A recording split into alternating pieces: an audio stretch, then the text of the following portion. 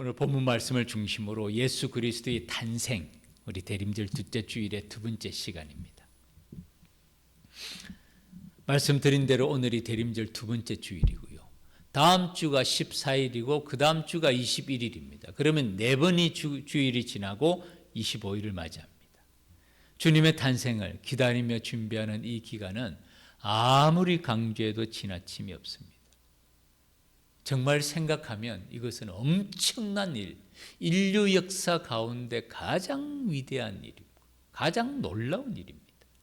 창조주 하나님께서, 전능하신 하나님께서 피조물인 인간의 몸을 입고 이 땅에 오신 사건은 정말 놀라운 일입니다. 이 성육신을 생각할 때마다 정말 우리 그리스도인들 뿐만 아니라 우리 그 의미를 아는 모든 사람들이 삶과 마음의 옷깃을 여미는 감사와 기쁨으로 나아가는 절기가 이 절기가 아닌가 생각을 합니다. 제가 자료를 한번 찾아보니까 네티비티 스토리, 위대한 탄생이라는 주제로 2006년도에 한 영화가 제작이 되었더라고요. 보니까 우리나라에도 상영이 된 것 같습니다. 그때 저는 없어가지고 잘 모르겠는데, 네티비티라는 말이 우리가 자주 쓰는 말은 아닌데, 이 네티비티라는 말이 영어로 말하면 birth, 출생, 탄생, 태어남을 뜻합니다. 라틴어로는 나티비타스라는 단어에서 나온 말이 네티비티입니다. 네티비티는 격식 있는 말이고 보통 사람은 우리가 birthday라고 말하지 않습니까? 예수님의 탄생이라고 할 때 특별히 네티비티라는 단어를 씁니다. 이게 전형적인 네티비티의 모습입니다. 예수님의 탄생을 그 자리에 함께 있었던 모든 상황을 그리고 있는 것인데, 혹시 한번 물어볼게요. 우리 교회에 이 네티비티, 이 모형이 몇 개가 있는 줄 아십니까? 한 개 있는 것 같죠? 들어오는 입구에 하나 있어 보이죠? 잘 찾아보세요. 5개가 있습니다. 5개. 네티비티 쌍이 5개가 있어요. 들어오는 입구에 작은 게 사실은 4개가 올려져 있습니다. 총 5세트가 있습니다. 네티비티라고 말했을 때 있어도 되고 없어도 되는 요소가 있지만 반드시 있어야 되는 요소가 있습니다. 한번 물어볼게요. 양 있어야 될까요? 없어도 될까요? 없어도 돼요. 소 말구유에 다셨으니까 말, 낙타 있어도 되고 없어도 됩니다. 목자들, 동방박사들, 천사들, 요셉과 마리아. 핵심 요소는 이 그림에도 보이지만 정중앙에 있는 예수님의 탄생입니다. 그게 네티비티. 그리고 예수님을 탄생한 마리아는 반드시 그 자리에 있어야 돼요. 그리고 마리아 옆에는 누가 있어야 됩니까? 요셉이 있습니다. 남자가 어디가 있지? 그 어디 가겠어요? 첫 아이인데. 성탄절이라고 말할 때 예수님의 탄생, 예수님의 출생, 예수님의 나심을 가장 높은 존칭으로 표현한 게 네티비티인데, 이 성탄절이란 말 그대로 예수 그리스도의 탄생을 기억하며 생각하며 기념하는 날입니다. 그래서 성탄절의 가장 좋은 인사, 가장 의미 있는 인사는 메리 크리스마스. 기쁨으로 그리스도를 경배합시다. 기쁨으로 그리스도를 경배합시다라는 메리 크리스마스보다 더 의미 있는 인사는 없습니다. 그래서 우리가 오늘도 우리 구름대같이 많이 모인 우리 성도님들과 함께 메리 크리스마스를 한 번 더 합시다. 메리 크리스마스, 메리 크리스마스, 메리 크리스마스. 어느 백화점 장식이 대단하다고 들었는데 얼마나 대단할지 궁금합니다. 그런데 사실은 우리가 안 가봐도 압니다. 그곳에 성탄의 핵심 요소가 있을까요? 그리스도가 그 자리에 있을까요? 어떤 아파트 입구에 들어가니까 장식을 대단하게 해놨어요. 요즘 한국의 크리스마스 추리 장식이 점점 더 화려해지는 걸 느낍니다. 제가 전에 있던 구로에도 거기는 구로 디지털 단지가 있어서 젊은이들이 많이 있고 사무실, 오피스가 엄청나게 들어있습니다. 구로가 완전히 상점벽해로 변했어요. 거기는 거리 자체를 다 바꾸더라고요. 아마 구로공단 그 관리에서 디지털 단지 관리소에서 하는 것 같더라고요. 엄청나게 글이 자체를 주리 장식으로 바꿉니다. 그리고 캐롤성도 계속 나옵니다. 그러나 그곳에는 여전히 핵심 요소, 우리 주님에 대한 탄생과 경배는 없습니다. 겉보기에는 성탄절 모습이, 문화가 점점 더 밝고 화려해지는 것 같이 보이지만은 그 가운데 그리스도는 없는 거예요. 이것이 우리 시대의 자화상이 아닌가라는 생각을 합니다.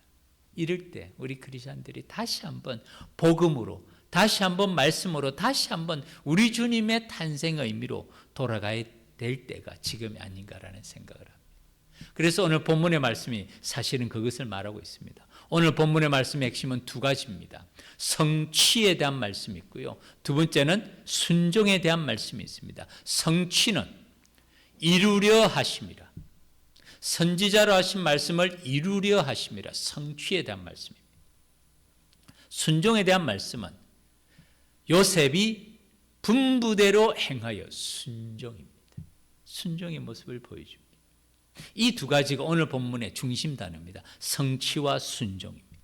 약속의 성취에 대해서 말씀하고 있고 말씀에 순종하는 사람들의 모습을 보여줍니다. 먼저 약속의 성취에 대한 말씀은 이렇습니다. 보라, 처녀가 잉태하여 아들을 낳을 것이요 그의 이름은 임마누엘이라 하리라. 주께서 선지자로 하신 말씀을 이루리라. 이 선지자가 누굽니까? 우리가 잘 아는 대로 이사야 선지자입니다. 이사야 선지자는 예수님의 탄생 700년 전에 살아요. 100년 전의 예언만 해도 지금 대단하게 주목을 받습니다. 700년 전이면 까마득한 옛날이에요. 이사야 선지자는 예수님의 탄생에 700년 전에 푸른 글씨로 쓰여진 보라, 처녀가 잉태의 아들을 낳을 것이요 그의 이름은 임마누엘이라 하래. 이 말씀은 이사야서 7장 14절 말씀을 그대로 인용합니다. 이사야서 7장 14절. 그러므로 주께서 친히 징조를 너에게 주실 것이라. 이 징조는 그 당시의 왕에게 또 영원한 구원자 이중적인 의미를 가지고 있습니다. 보라, 처녀가 잉태하여 아들을 낳을 것이요 그의 이름을 임마누엘이라 하리라는 이 이사야 선지자의 말씀을 그대로 똑같이 인용한 겁니다. 이것이 수태고지. 가브리엘 천사가 마리아에게 임신 사실을 통보하고 요셉에게 임신 사실을 통보하는 예언의 핵심입니다. 마리아의 임신은 우연히 발생한 우발적인 사건이 아니라는 거예요. 이것은 오래전에 하나님의 구원 계획, 창세전에 계획하신 하나님의 구원 계획의 실현임을 말씀해 주고 있는 것이 수태고지의 핵심입니다. 그래서 직접적으로 예수님의 탄생 700년 전의 사건을 인용을 하는데 이 이사야서의 별명이 우리가 잘 아는 대로 제5복음서라고 말합니다. 마태, 마가, 누가, 요한이 사복음서, 예수님의 생애를 말씀하시는 복음서잖아요. 제5복음서가 이사야서입니다. 이사야서에서는 예수님의 탄생과 예수님의 생애와 예수님의 죽으심의 내용을 마치 사진으로 찍어 놓듯이, 마치 오늘날로 말하면 동영상으로 촬영해 놓듯이 자세하게 기록해 놓고 있습니다. 말씀의 성취, 약속의 말씀의 성취를 이 이사야서 말씀을 중심으로 세 부분으로 생각해 보고자 합니다. 첫 번째는 탄생에 관한 말씀, 두 번째는 그의 생애, 사역에 관한 말씀, 세 번째는 그의 죽으심에 관한 말씀입니다. 첫 번째로 탄생에 관한 말씀이 이사야서 9장 6절입니다. 한 아기가 우리에게 낳고, 이게 놀라운 말씀이에요. 주님이 이 땅에 구원자로 보내실 때는 아기로 보내신다는 사실이에요. 이건 정말 놀라운 사실입니다. 아무것도 할 수 없는 아기로 태어나는 거예요. 그러나 그의 어깨에는 정사를 메었고, 이 정사는 왕권을 말합니다. 왕권, 왕으로서의 통치자. 그의 이름은 기묘자라 모사라. 우리는 두 글자지만 사실은 한 단어입니다.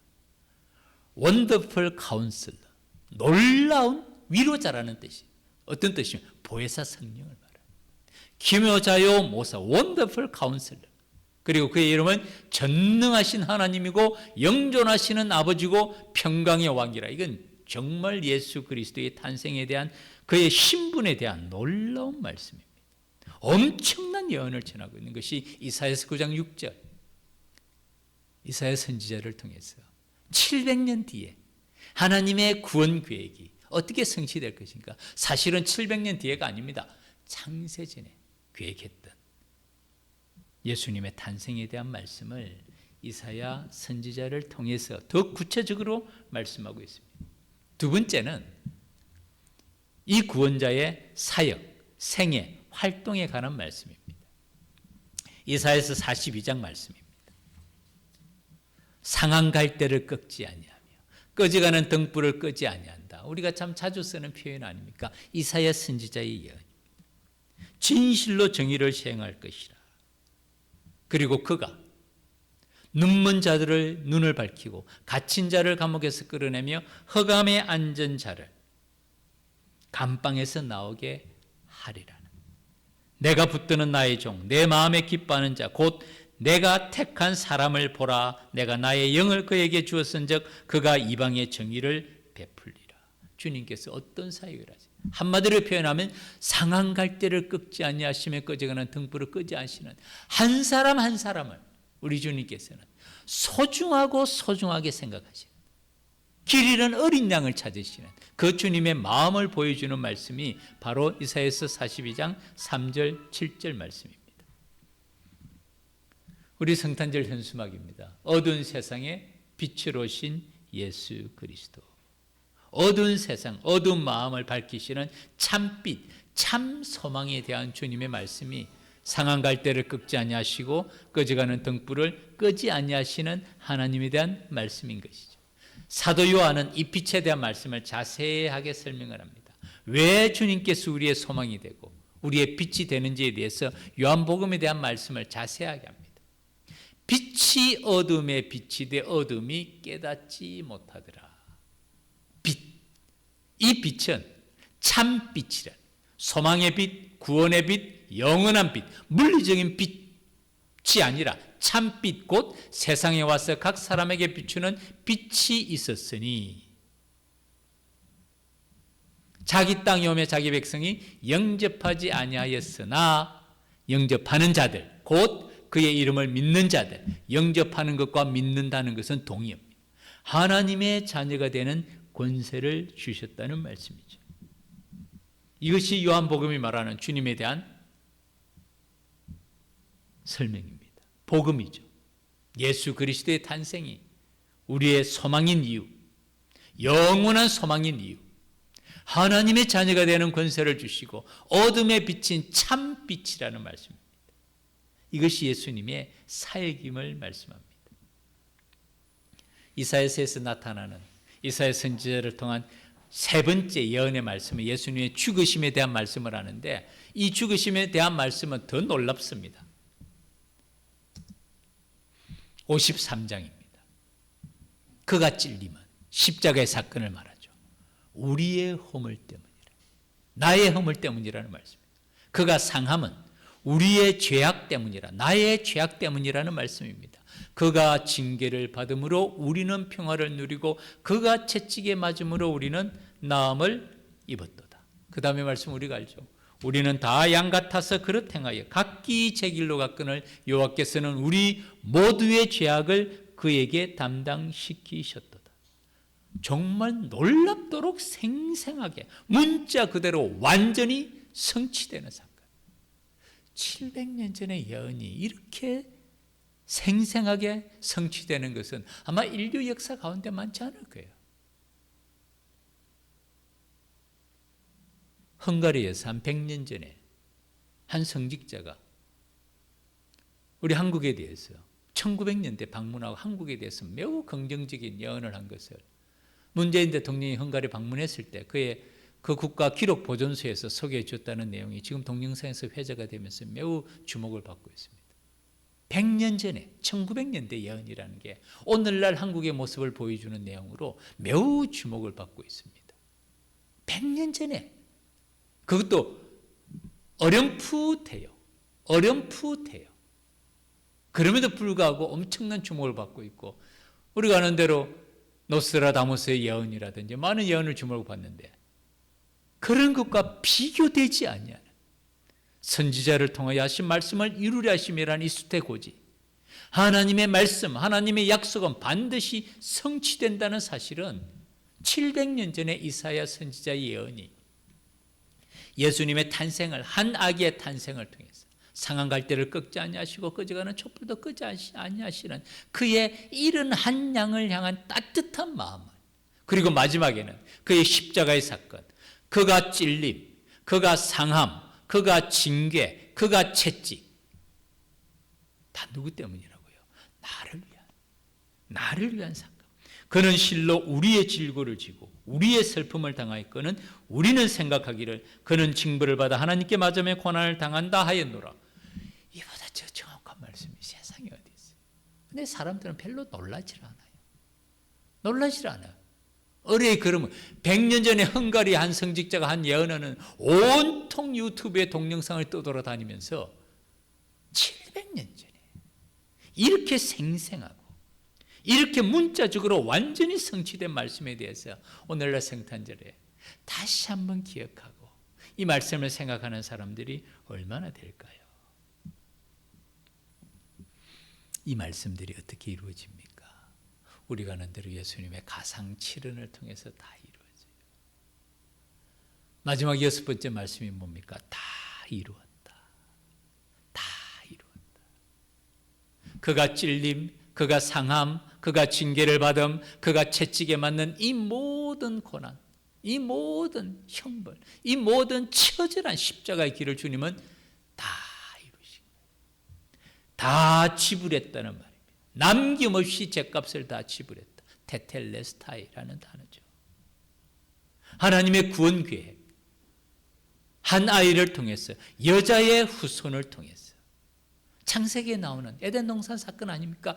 여자의 후손을 통해서 구원하시고자 하시는 그 창세전의 하나님의 계획을 다 이루신 거예요. 다 성취하신 겁니다. 그리고 마지막에 아버지여 내 영혼을 아버지 손에 의탁하나이다.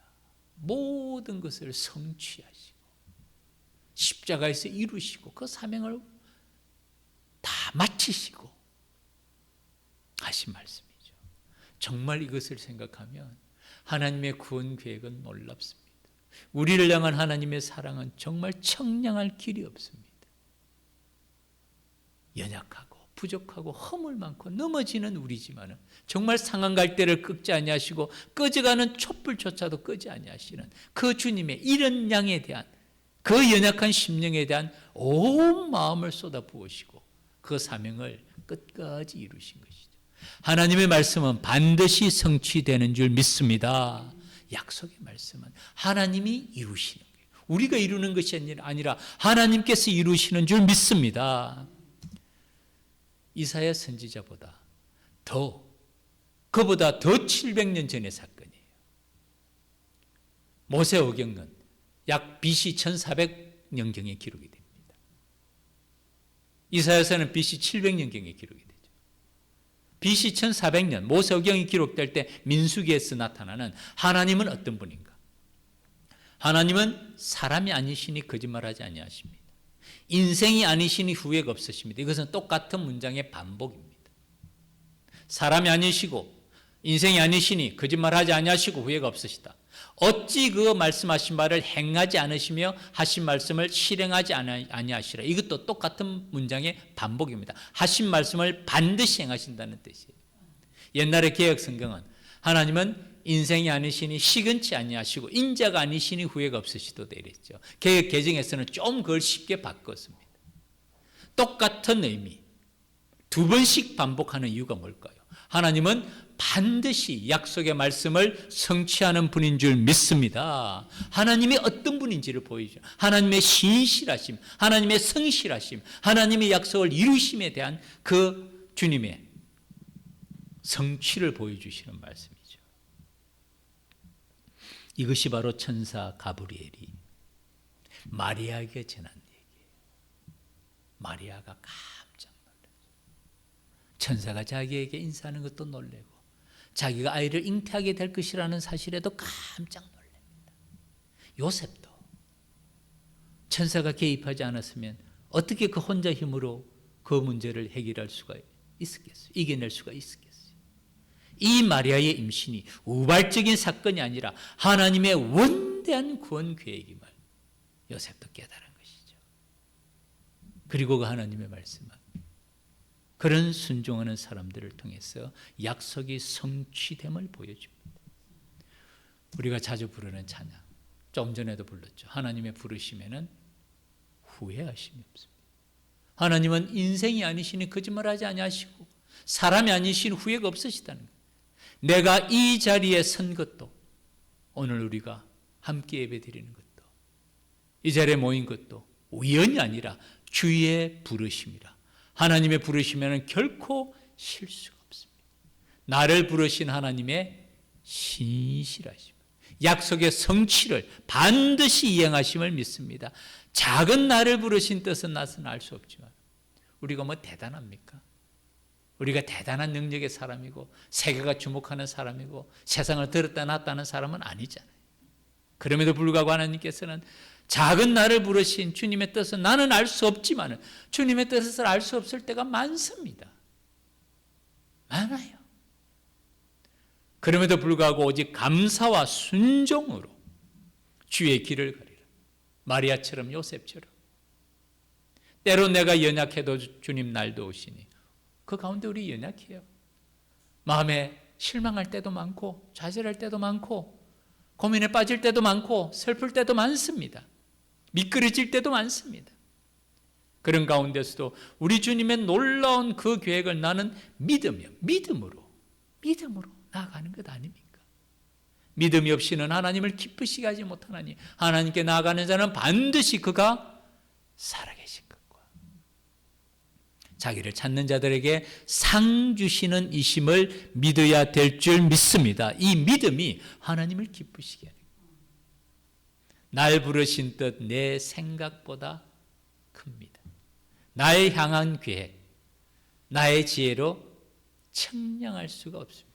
가장 좋은 길로, 가장 완전한 길로 오늘도 날 이끄심을 믿습니다. 우리 더 기쁜 교회 설립된 지 아직 1년도 채 되지 않은, 첫 돌도 지나지 않은 교회입니다. 이런 개척교회예요. 복음의 동력자로, 개척자로 함께 예배드리며 출석한다는 것 절대로 쉬운 일 아닙니다. 성령의 감동하심이 없으면 불가능한 일입니다. 그럼에도 불구하고 저는 확신합니다. 우리 더 기쁜 교회를 향한 하나님의 약속은 반드시 성취될 줄 믿습니다. 인도하심 따라서 정말 주저함 없이 한 걸음 한 걸음 나아갈 때 비록 우리는 약하지만 하나님의 약속의 말씀,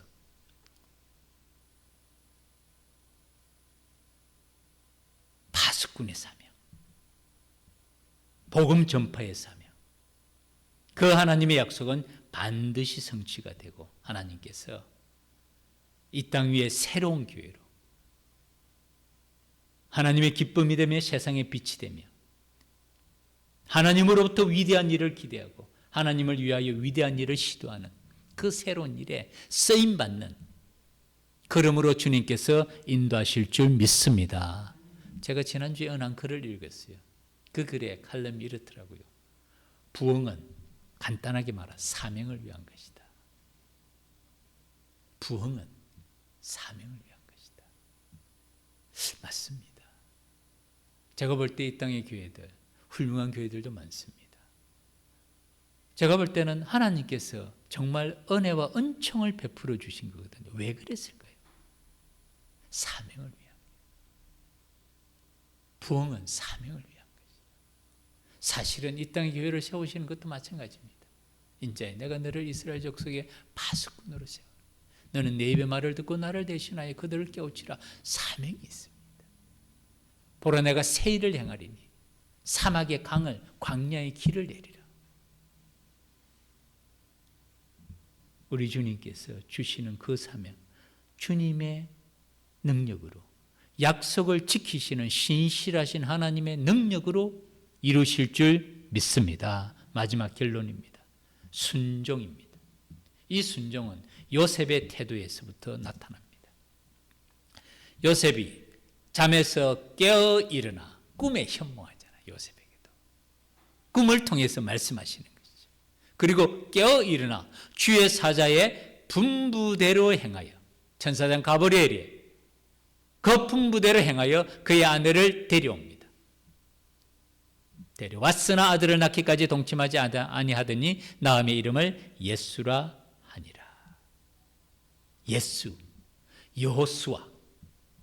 여호와는 구원자시라. 여호와와 구원의 두 단어의 결합입니다. 의미는 여호와는 구원이시라. 이 이름을 누가 줬습니까? 주의 천사 가브리엘이 지시하심을 따라 그 이름을 예수라 합니다. 요셉의 순종을 말합니다. 마리아의 순종을 말해요. 그래서 네티비티의 핵심은 예수 그리스도, 아기 예수 그리스도의 탄생이고 요셉과 마리아입니다. 이들의 순종을 통하여서 하나님 앞에서의 진정한 순종은 이해되지 아니할 때라도 순종하는 것이라는 것을 알게 됩니다. 다 내가 납득이 되고 다 내가 이해가 되고 다 내가 알았을 때 순종하는 것은 결국 그것은 나를 믿는 것이에요. 이해되지 아니할 때라도 나의 이성으로, 나의 경험으로, 나의 지식으로 도저히 받아들일 수 없는 상황일 때라도 주님 말씀하시기에 순종하는 것, 이게 믿음입니다. 그래서 믿음과 순종은 함께 가는 거예요. 내 지혜가 10입니다. 내 전부의 지혜로 오른쪽으로 가는 것이 나에게 유익이라 그 판단이 들지만은 주님께서 나에게 왼쪽으로 가라라고 말씀하실 때 하나님의 지혜와 하나님의 능력과 하나님의 사랑과 하나님의 은혜를 믿으면, 하나님의 신실하심, 그 무한하신 백의, 천의, 만의 지혜를 믿으면 내 지혜를 포기하고 하나님의 말씀에 순종하는 이것이 믿음이라는 것이죠. 욥의 고난과 인내, 어떤 환경과 여건에서도 주님을 바라보는 인내입니다. 그리고 주님께서는 그런 순종하는 우리를 통해서, 부족한 우리를 통해서, 연약한 우리를 통해서라도 순종할 때 하나님께서는 우리를 사막의 강을 내시고 광야의 길을 내시는 새로운 역사로 우리를 사용하게 될 줄 믿습니다. 그 순종하는 한 사람을 통해서, 마리아를 통해서, 순종하는 그 한 사람 요셉을 통해서 하나님의 구원 계획이 이루어지는 것을 보여줍니다. 주님의 놀라운 기적에, 주님의 놀라운 역사에 순종함으로 동참하는 일꾼이 되는 거예요. 하나님의 손에 쓰임받는 마른 막대기와 같은 한 존재지만은 하나님의 손에 쓰임받을 때 모세가 홍해를 가른 것처럼, 모세의 손에 들려진 지팡이처럼 우리는 사용이 된다는 것을 말씀하고 있습니다. 말씀을 맺겠습니다. 오늘이 12월 첫째 주일입니다. 날씨가 많이 풀렸다 그러는데도 여전히 쌀쌀한 날씨입니다. 특별히 빙판길에 낙상 사고는 조심하셔야 됩니다. 밤에, 밤길, 새벽길 조심하시기를 바라고요. 대림절 두 번째 주일입니다. 말씀드린 대로 다음 주가 14일, 21일 지나고 우리는 25일 성탄절을 맞이하게 됩니다. 이미 오신, 이 땅에 오신 우리 주님을 기억하며 생각하며 다시 오실 주님, 반드시 다시 만나게 될 주님을 기다리며 준비하는 기간이 이 기간입니다. 방금 우리 마지막 부른 찬양이 있죠. 하나님을 만나면 끊는 것이다. 하나님을 만날 때, 그때 모든 문제, 모든 고난, 모든 고통은 끝나게 되고 새로운 역사가 시작이 되고, 하나님을 만날 때 내 힘으로 해결할 수 없는 모든 문제들, 주님의 능력으로, 무한한 능력으로, 무한한 지혜로, 무한한 사랑으로, 무한한 은혜로 하나님을 만날 때 해결되고 끝나게 될 줄 믿습니다. 이것이 욥의 걸음이었죠. 이해될 수 없는 고난 가운데서도 내가 전에는 주님에 대하여 귀로 듣기만 하였는데 이제는 내가 주님을 눈으로 배움나이다. 하나님을 만나는 순간입니다. 하나님을 만나는 순간, 그의 모든 고난과 고통이 끝나는 순간이고 새로운 역사가 시작되는 바로 그 시간입니다. 오늘 우리도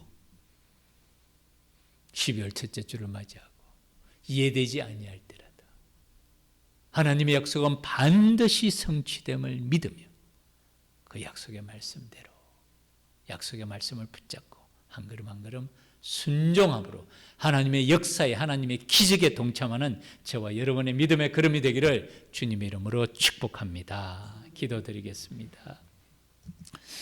하나님 아버지, 12월의 첫째 주일을 맞이하며 대림절의 두 번째 주일을 맞이합니다.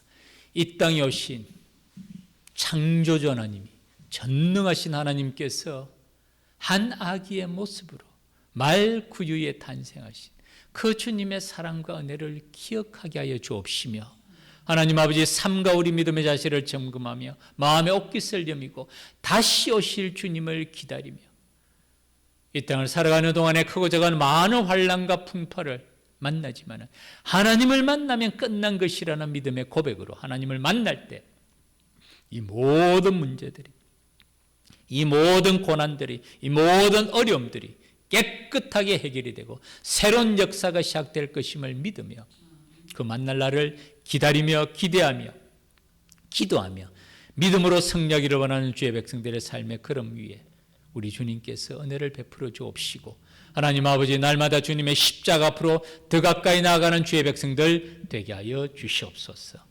감사드리며 예수님 이름으로 기도 올립니다. 아멘.